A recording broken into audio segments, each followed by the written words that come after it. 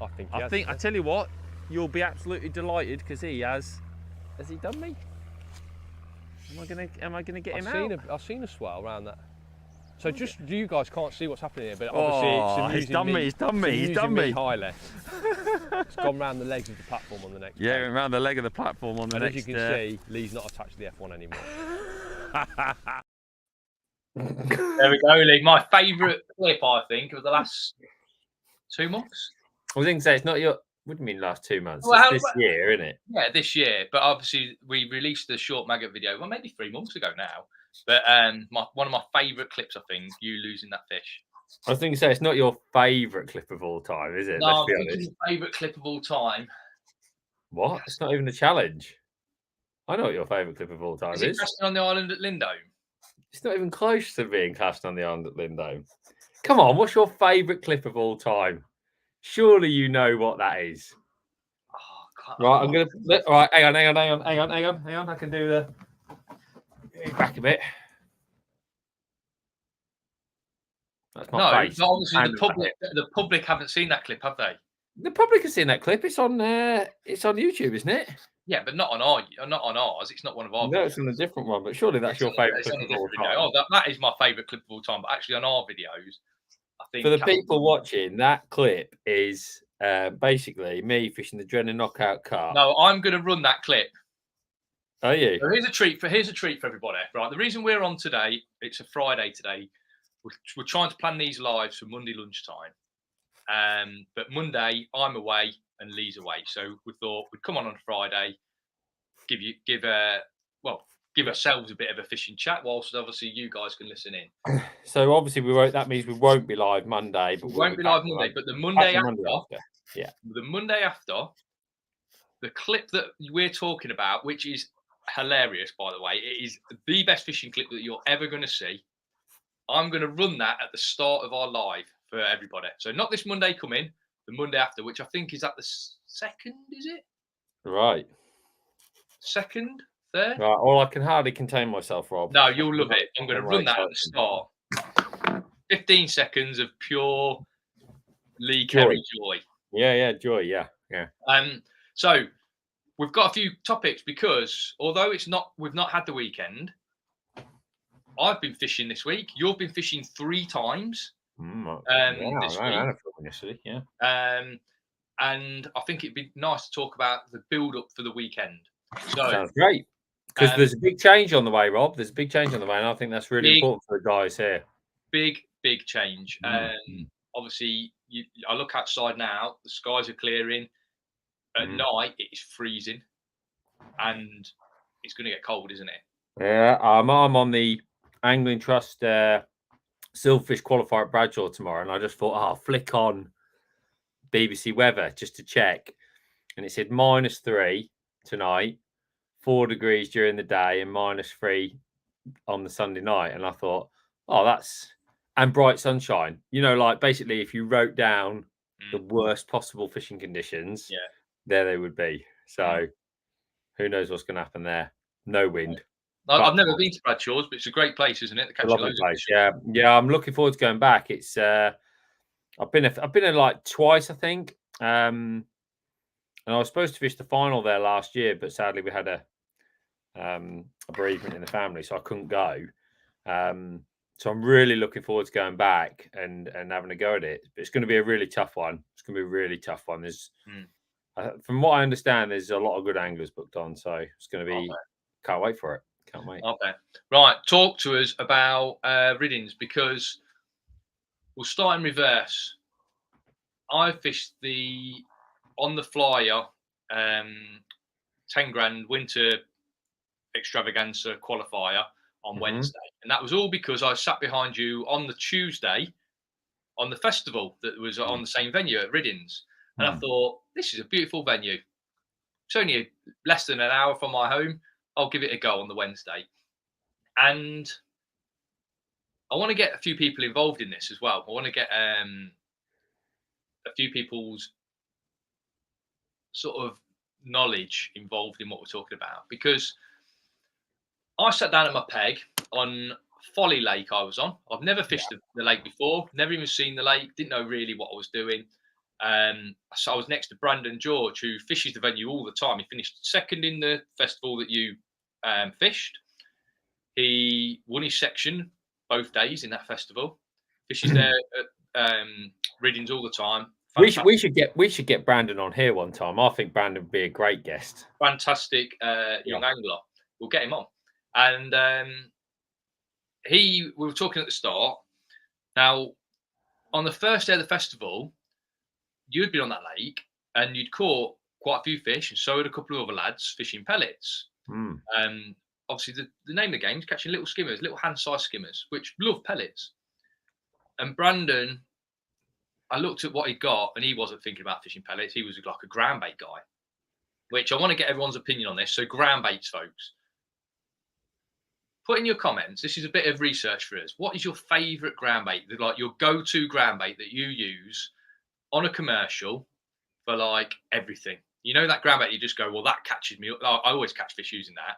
Everything that swims. Everything that swims. Let us know what the ground bait that you have got the most confidence in, and that is your go-to bait. So Brandon has got a load of ground bait. He's got 2 kilos mixed up. He's got his worms, and he's going down the ground bait and worms route. I'm going down the pellet route and a bit more softly, treating it like winter fishing for F1s maybe, and like trying to catch skimmers off different lines, that sort of thing. To cut a long story short, Brandon just sucked more fish into his peg. And although it was cold and I didn't think that there was going to be loads of fish feeding, he still sucked enough fish into his peg on a tough day. He won the lake. And now he only had £16. I ended up having £11, but I just didn't catch any skimmers. And when I look back, and halfway through the match, I sort of twigged it and I started introducing more and more worms, because we've spoke about this, and I think it was apparent on Feeder Masters. Once a venue starts to have a load of pressure put on it, this venue has had an open match on the Sunday, a festival on the Monday, a festival on the Tuesday, and now it's got another match on the Wednesday. You're catching skimmers, which hate the pressure. Brandon was catching more fish than me, more skimmers than me anyway. I was catching more roach, but he was catching more skimmers than me, fishing worms. And we've always said it, worms, when the venue's under pressure, are the bait, aren't they? They just seem to attract more fish into your peg. They seem to catch more fish. And I made the switch and it was good, but it was just too late. And Brandon overtook me, and £16 to my £11. Well done, Brandon. Fantastic result. And he's qualified for the final. I need to know, though, we'll talk about your result in that match. Well, actually, we'll work it back, shall we? Because you won the match, didn't you, on the other lake? I did win the match, yeah. I had a great day, because I drew peg 10 on the match lake there, which I'm going to say, I've never fished the match lake till the day before when I was on peg 10 on the match lake. So I've fished the lake twice and been on the same peg both times, 2 days running. And it was a great draw, Rob. I think the day before it was an okay draw, nothing wrong with it. On the second day, it was a great draw because they put a few extra pegs around the island, which I just didn't think was the one.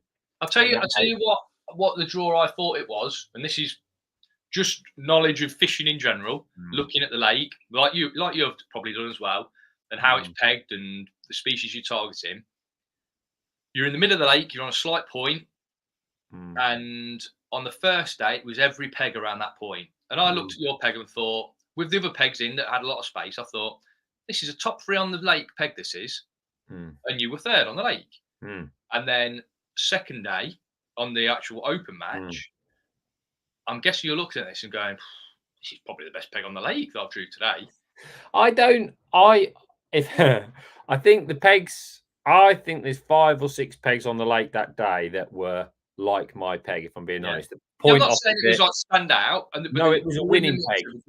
Rob, it was a winning peg on the day. And that's what I always say. Like, let's say there was 13 people on the lake.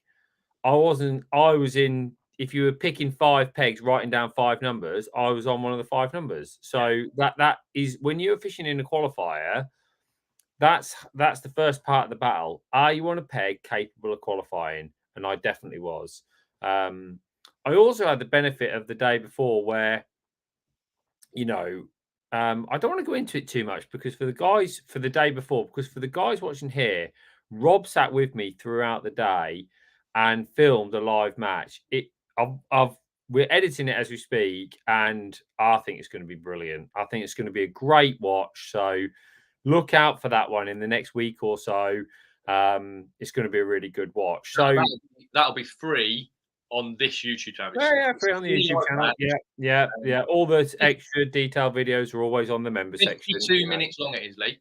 And that is like Is it? the details in the match. Yeah. Like, It's great. It's great. I'm literally in your bait while you're fishing. Yeah, that's right. Yeah, when you woke up, you were like, "Oh yeah, I'm in the bait."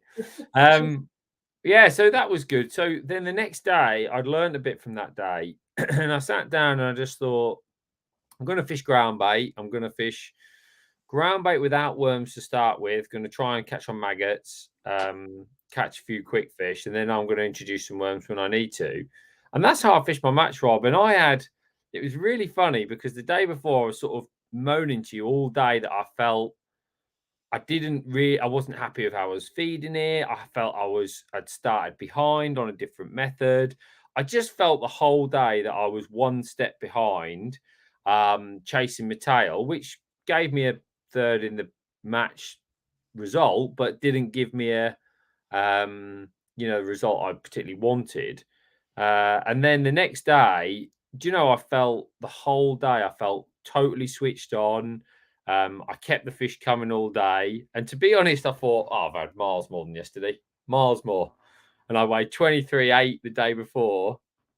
Sorry, 23.2 the day before. And I weighed 24 pound dead to win the match the next day. So the reality was I probably wasn't miles ahead or miles behind the day before, but it just shows how in your mind you can feel like I just felt completely in control on the Wednesday. And the key was that the fish had been caught a lot for a few days, and it was really important not to overdo it, to just make sure you knew where your next 2 or 3 fish were coming from, and not, I didn't rush. I was taking my time.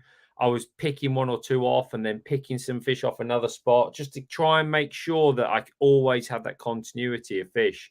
And I changed my ground bait mix. So the day before, I'd used F1 green and Thatchers, which I really like. But when I got home, I thought, do you know what? I'm not feeding a lot of ground bait, not like what you're saying Brandon did. I was feeding small amounts of ground bait. So I wanted something stronger, and I wanted it dark. So I used Thatcher's Dark on its own, and it was brilliant. I could just tell they wanted to come straight to it. So, it's not something that I do a lot, use Thatcher's in its neat form, but I used that dark. So answer to the question below, mine would be like an F1 dark if I had to pick my mix for everything, especially now it's gone cold. But it was mild. We'd had like a week of mild weather, and I just felt that they wanted something a little bit more potent, So yeah, how much ground bait you fed? I mixed up a bag which is 900 grams, and I probably fed 2/3 of that bag. Bearing in mind, Rob, I had 2 different lines. Fed like a pot full at the start, and then fed like something like that size when I topped it up. But I topped it up 5 or 6 times, and I started another line with a pot full. So 2 big potfuls, and then little because I've watched you on your lake. Looking back, I'm wondering whether what I did would work on your lake a little bit better. But obviously, it was just a bit too negative for the lake. Well, I will point out, Rob, that 2nd and 3rd on the lake were both totally pellet caught fish catches. Right. And obviously, the match was won the day before with pellets. And I've spent so long in my life fishing ground bait, worms, maggots on all methods, that I feel like my understanding of it is really deep, which is why I was cross with myself the day before, because I felt I was going away from things I knew. And the pellets, I've caught a lot of fish on pellets, but often just like an hour, not like 5 hours of pellet fishing. So I'd love to go there and fish a couple of matches, just literally take a bag of pellets and be like, right, I'm only fishing pellets. I'm gonna feel how I do. But ultimately I won the match, so it can't have been too wrong, and qualified for the final. So a brilliant I think day. being on the venue for the 2 days previously helps massively as well. Oh, Like, you get a unbelievable. feel for it, don't you? Because obviously yourself won the match. Brandon George obviously qualified for the final as well. Only 2 qualifiers, and it was yourself and Brandon, who both fished the 2-day event previous and both framed in it as well.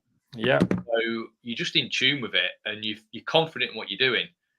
I drove away thinking I've had a chance there, because I could have caught £16 if I'd have got it right. But I drove away thinking probably got no right to have won it on my first trip to the venue anyway. What am I thinking? It did make a big difference. One thing that it occurred to me, Rob, me and you do a lot of hopping. So, for example, your match before was a bomb and feeder based match, fishing for carp and F1s.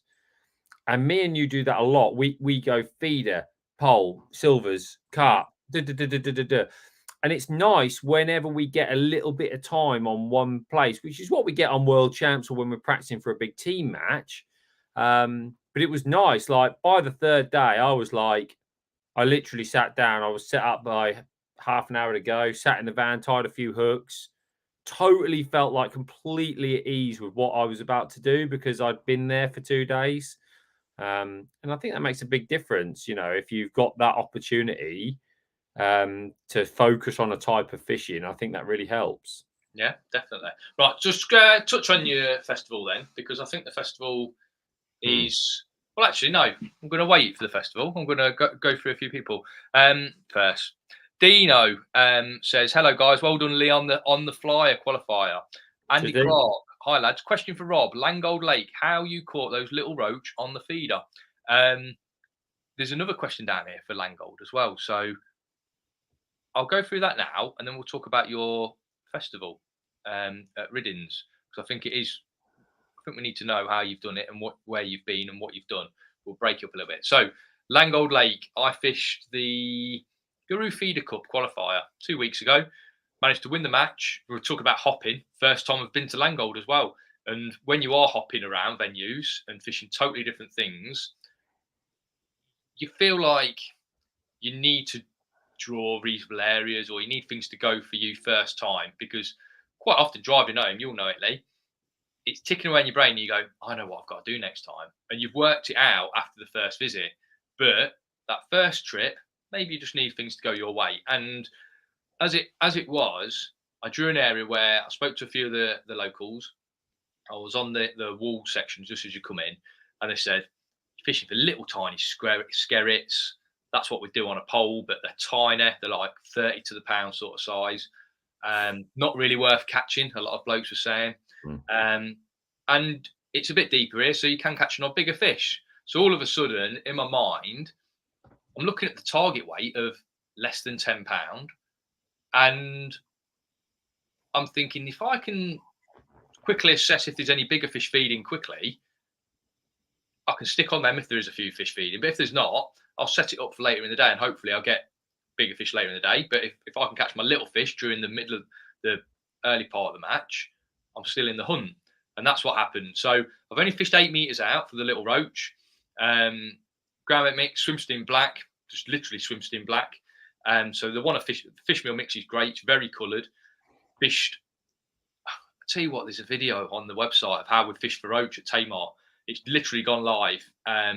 Lee talks about how he won feeder masters, but there's a section in there where I just sit on the box and talk about roach fishing, and it is literally that, but in a scaled down version. So at Langold, I fished smaller hooks, I fished smaller feeders, I've just scaled everything down a little bit. So what distance did you fish, Rob? I've only fished 8 meters out on a feeder. So did you? I didn't realise you caught them as close as that. Yeah, caught them really close. Fished 8 meters out and just been busy. Just being busy and trying to make sure you come back with a fish every time, making sure the fish is on, come back with a fish every time. And it was great. Had 130 odd fish in the first 3.5 hours, and then fed a bit more bait for some bream. I've chucked out, and luckily I've got one in the last hour, which sort of got me over the line. So it's about getting your timings right. But those roach, honestly, there's a section there in that latest video we've shot, it's on the members section, that is like ultra detailed. There's not even, I mean, we chuck out to show you the process, but in that video, there's not even a fish caught. We're talking about the details of the specific method too much to actually catch any fish. So it's well worth having a watch of that if you're interested in sort of like catching roach on a feeder or fast feeder fishing. So that's your Langold breakdown. Good afternoon, Cameron McKenzie. What a bloke. Good afternoon, Robin Lee. Really enjoying these at lunchtime chats. Michael Tonks. Hi guys, at Medlands fishing Sonu Baits Vets Comp. Just had first carp about £10 on bomb and pellets. Fishing hard at the moment. I'm on Warren. God, he's got love it, baby. You're watching us, Mick. He's watching YouTube while he's fishing a match. I hope you got your headphones in, Mick, because if not, you need to be concentrating on your tip. Right, Mick. We need to know what peg you're on Warren. Yeah, what else give us happening.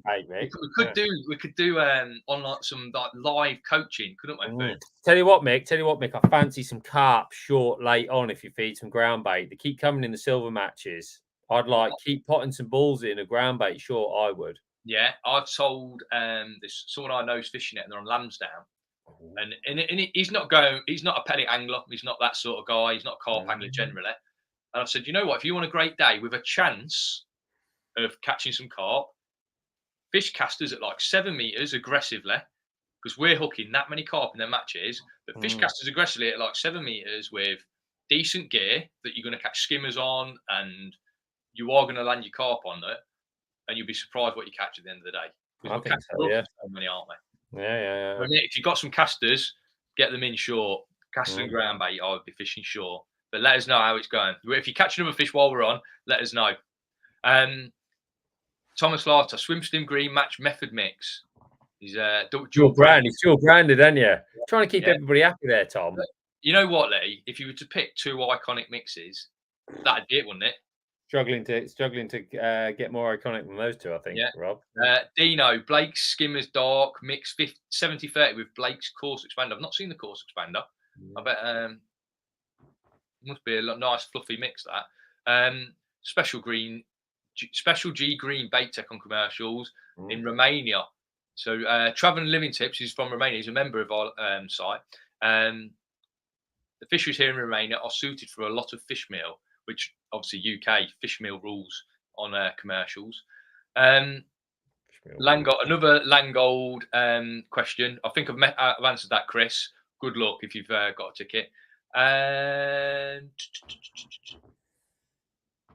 Right, Richard Webb. Hi Lee, you used your 9-foot Superior on bonsai yesterday. I did. Pellet. Would you ever use your softer SLs on this lake for this method? Absolutely, I love my SLs. But it's one thing that I'm really big on when I go Lindome or smaller commercials is I think that you get a benefit of having a really short rod, like a 9-foot rod. Now the 9-foot Superior X is like it's soft because it's 9 foot. You basically lose a foot of power. You know, as the rod goes down, you've got like the last bit of the rod, it's thinner.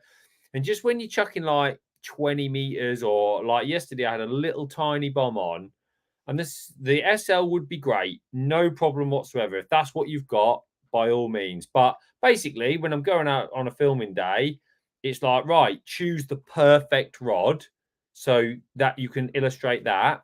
That's the one I chose for yesterday, and it was brilliant. Rob, the fishing yesterday was the best bomb and pellet fishing I've ever had in my life, and it was whatever it is, late November. Ridiculous. Ridiculous. Yeah, but Lindome is brilliant, isn't it? Couldn't believe how many fish were there. It was ridiculous. It was coloured. I was feeding my pellets, so I was chucking it out, and I was getting one within 30 seconds, like all day. It was so good, such good fishing. I thought, wow, I could learn some stuff today about the right hooks and line, and like, you know, I tried shortening it, lengthening it, all those sorts of things. It was great.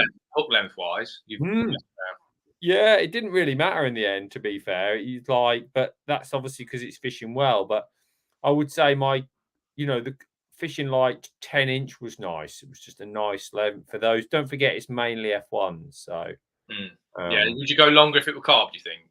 I think if it's clearer, I think if I'm bomb fishing, and I believe if in my opinion, if you think there is a chance a carp is watching your bait come down behind the bomb, then I think longer is great. It was so coloured yesterday. I think I could have fished like 3-inch. I think I could have just fished nothing. But it just seemed like 10-inch was a happy medium, really. So I always say like 15 inch is my perfect bomb length for carp usually. But Finn would obviously catch loads of fish in the early days at Makings, bomb and corn, that was the thing. And he'd catch loads of fish, and he would like 3 foot hook length on. But it wouldn't get bites on the drop. It'd be like chuck it in, and then 5 minutes later, 10 minutes later, you'd get your bite. I don't know what that's all about. But as a fish, so what I'm saying is that it's still picking it up, isn't it? It's still bolting against the. It's got to be, yeah. Still bolting. It's still bolting, but that extra long hook length, is he watching it fall, then sitting there looking at it for like 5 minutes because they're so lethargic, and then they take it? Don't know. I've got nothing. Honestly, I'm like, I don't know. I don't believe that they can see your bomb, but bloody hell, they can see your 6mm pellet, or they eat your 6mm pellet, so they must know your bomb's there. They must know your bomb's there. But here's another one. You go to somewhere like Boddington or Boston, and you chuck out with your method feeder, we're not bomb fishing, and you time it, and it's like 20-minute bites. Why is it 20 minutes? Because if you've chucked near some fish, is that because it's the same each time, isn't it? It's not like you get one bite. Yeah, no, absolutely. I had 5. I went there last winter filming 5, and 35 to 45 minutes. Every single one was in that window. Right. So is that when you cannot be coincidence? You chuck it out, it hits the water. Is that when the fish spook? And does it take 30 minutes for them to come back? That's what I think. I felt like they go, and then 30 minutes later, you're probably getting an odd one there, and like within 5 minutes, you get one that actually eats, or they might be there for 10, 12 minutes before finally one picks your bait up. Because like in the winter at Barston, classic is like all your bites from carp are like 12 minutes plus. And I think it's a smaller venue than Boddington. You can almost imagine your feeder goes in, they back away, and it takes them 10 minutes to come in. And then over the next 2-3 minutes, you might get one. So do you think there's a possibility, obviously, if it's taking them half hour to come back, are they backing off like 20 meters, do you think? I don't know how far they're backing off, but I don't know. That's why I think on a really windy day when it's rough and your feeder goes in, I think your bites are quicker because generally speaking, you've got more chance of a fish not being spooked by the cast and not backing off away from what you're doing. So you've got Mick on peg 4. He's got no casters. He's got dead reds, corn. He's got some ground bait. He's feeding pellet shot. I think you got to feed micros, Mick. Corn over ground bait. I'll get some ground bait. And listen, we're cupping balls of ground bait, and it's but he's got 2 hours left. What's he going to do? Stop. Mick, get some ground bait, pot some ground bait in. I want to see a ball every 15 minutes, and I reckon that would stimulate some carp. Sure, I really do. Thinking like double dead red or a grain of corn at the top? Yeah, with a few dead maggots in it, and 2 dead red maggots. I think 2 dead red maggots would be brilliant. Like 0.14, give yourself. And he's going to go like that. He's going to catch a pound skimmer or an 8-ounce skimmer. Then he's going to go clunk and catch a £5 carp. That's what I think. Yeah. Just drop a ball in every 15 minutes with like 20 dead maggots in it. Right. Peg 4. Afternoon, lads. 360 fishing. So here we go. Talk about your 2-day festival at Riddings then, because Monday and Tuesday this week, I was fortunate enough to watch the second day and film it, as we've mentioned. But you won the lake first day, didn't you? Or no, you won your section the first day. I won the section the first day, yeah.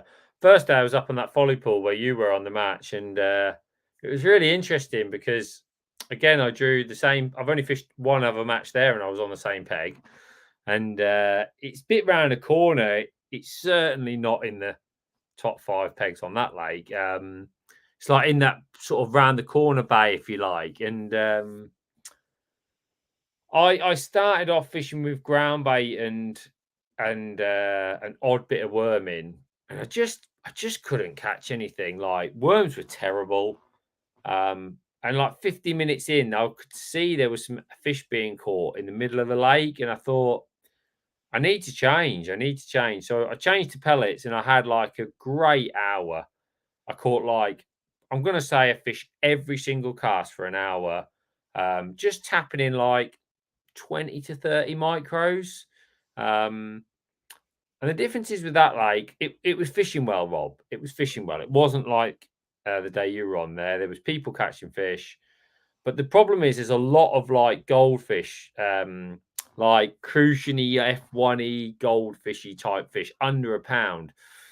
And they didn't feed for 2 hours. And then all of a sudden it was like, oh, got one. Oh, got one. And they're a pain. You got to play them and get them out. They're too small. You don't just break off on them or they don't ping off. And the ones I caught, I thought they were skimmers.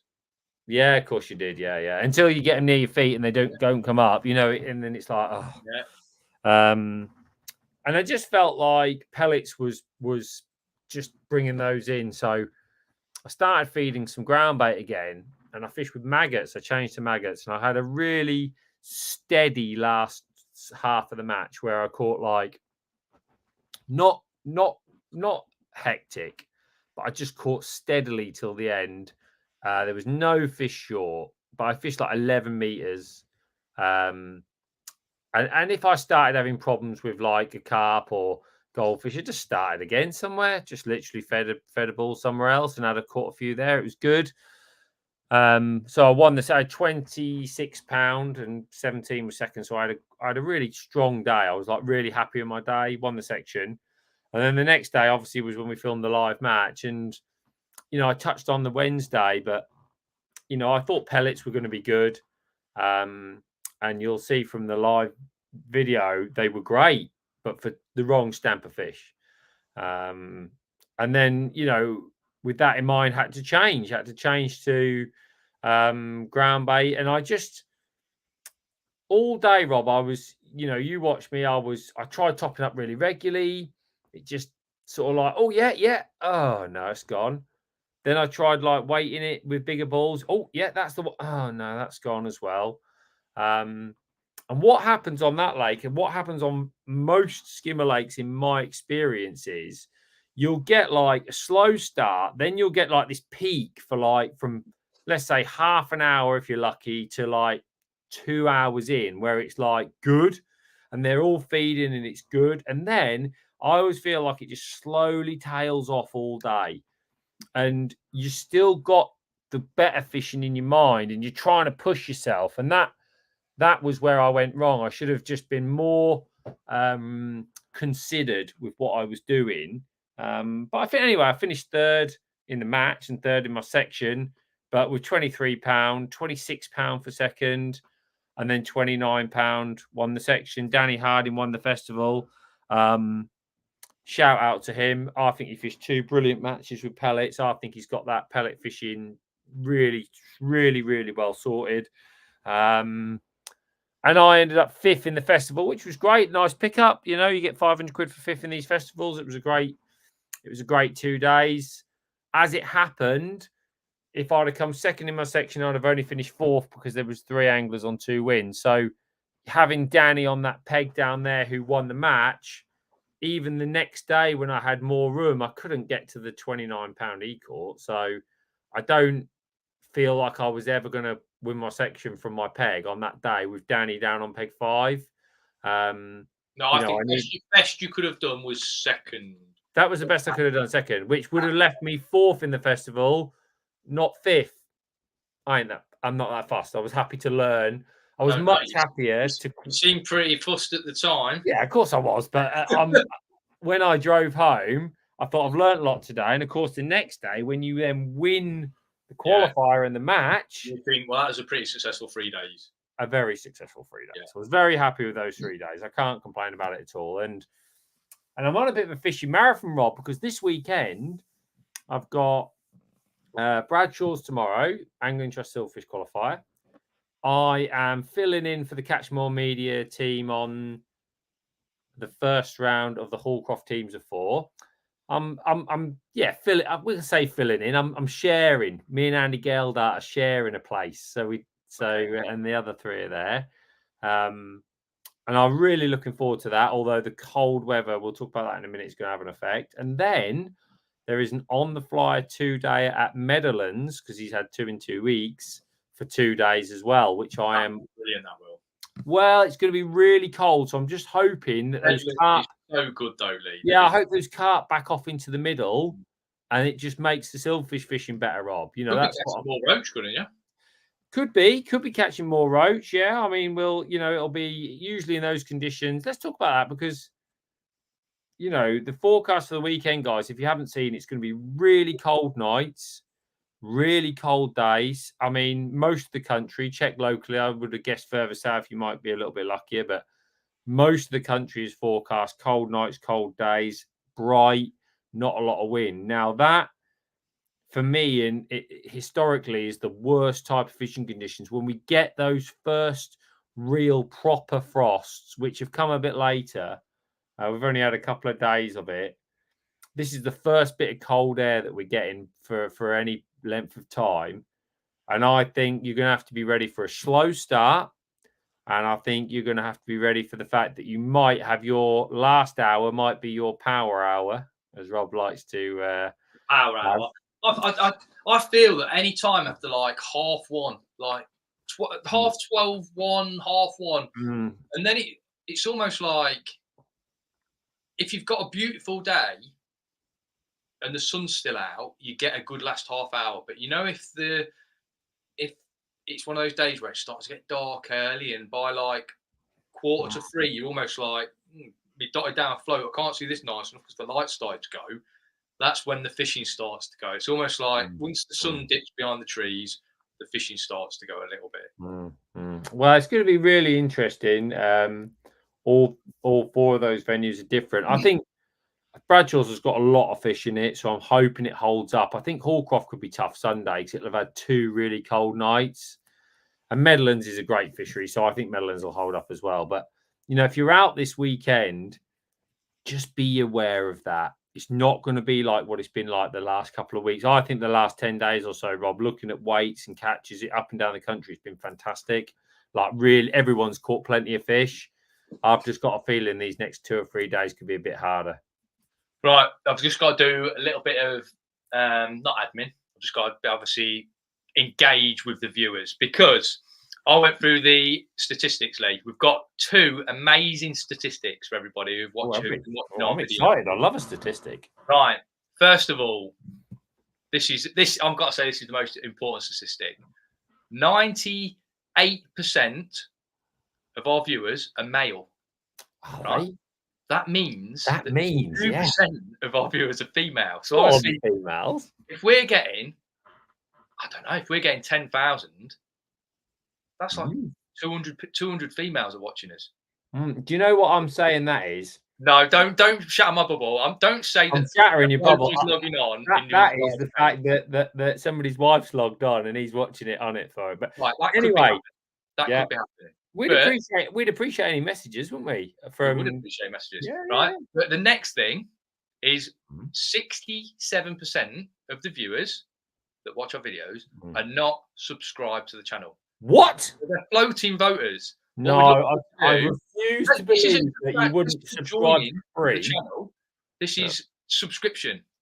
67%. So if you could subscribe, you haven't got to worry about checking in every now and again, see if there's a video.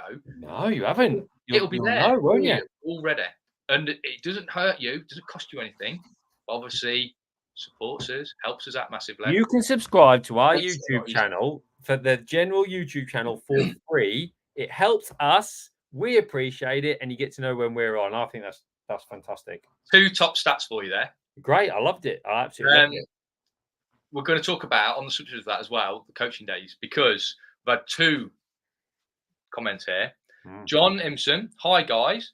I was at the coaching day at Lindome last year. It's definitely helped me out no end. I've had more weights over £100 this year than I've had before. He's waiting for dates for next year so he can book on again. Oh, brilliant. And Sean Elliott, if you're doing a coaching day at Southfield again next year, and do you sell? Are you doing the coaching days at Southfield again next year?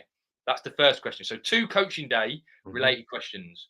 So obviously we need to sort that out. We need to find out dates for next year for coaching days. And do you sell the baseball caps? We were talking about this yesterday, weren't we? Yeah. We might do something, Sean. One day we might sell them. Or Rob, I think a competition would be much better. Yeah, a competition for Edge members. Yeah. So it's exclusive.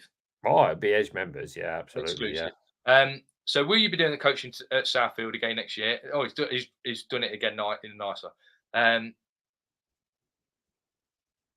He thinks the women are looking because Rob looks like David Beckham. Well, that could be the case. So I'm only assuming that comment is related to when you compared yourself. No, I think it might be something to do. I think it might be on our recent video. Football skills. So yes, we are going to be doing some coaching days. The coaching days that we did last year were really good. They're group sessions. We'll release the dates in January. I had a phone call yesterday about the dates as well. So we need to get on with that.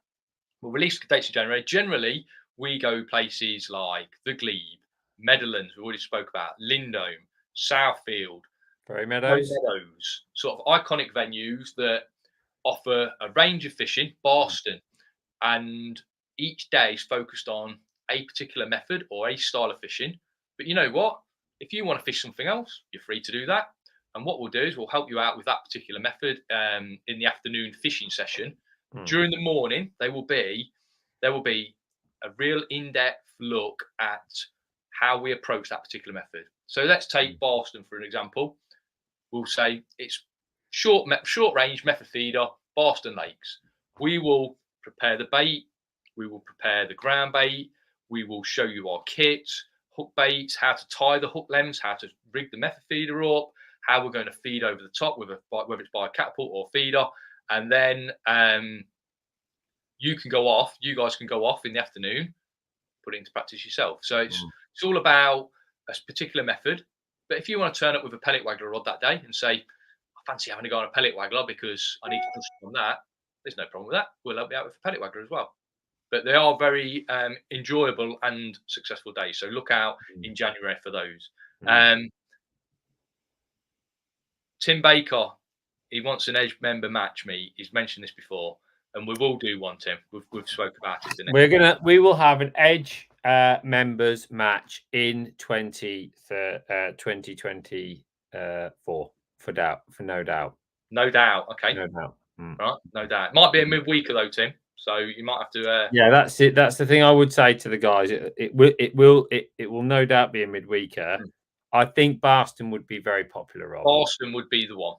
And we've had a couple of ideas. We had a couple of ideas about how we'd work this match, and we think it could work really well. So yeah, Tim, we will do something. And to shout my bubble even more, he says the 2% could be a non-assigned gender.